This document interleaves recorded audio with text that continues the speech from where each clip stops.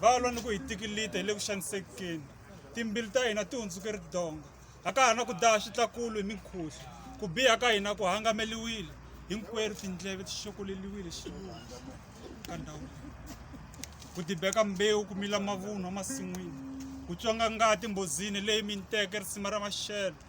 ku xurha khisimusi masin'wini hi ku fela ku hi komba le ndlela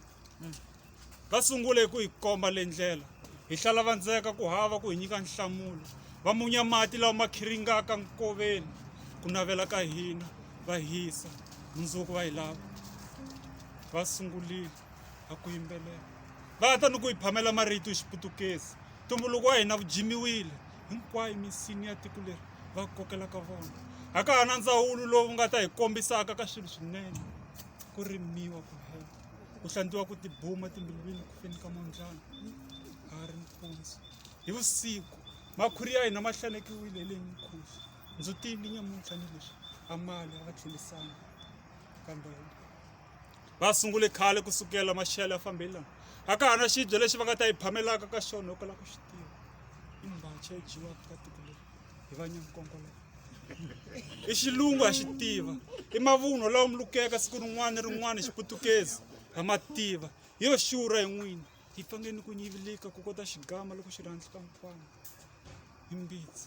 a ka ha na ndzawulo lowu wa ntumbuluko no vakachi va ka fambisaka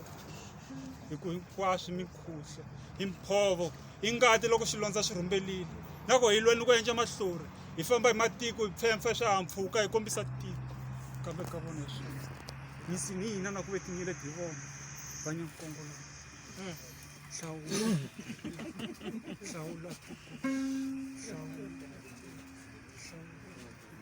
va ve va hlawula lava timbili ti tsakameke hi ku nyoxa na phoke va phakeke tinguvu ta halandi leti va kungeleke mbewu va tisa risima ra manyala va ta va ndzundza hi makhumbi kusukela va ti tlhambelile ku sala ngati ni maphepha khumbini ku simaka hi nyenyenzi hi leswo va zama ku hi rhwexa mbe hi karhalile hinkwerhu va ri tinyolweni va khohlwa swa ku tinyeleti hi vona va khohlwa swa ku tinyeleti hi vona vanyankongoloko ta apela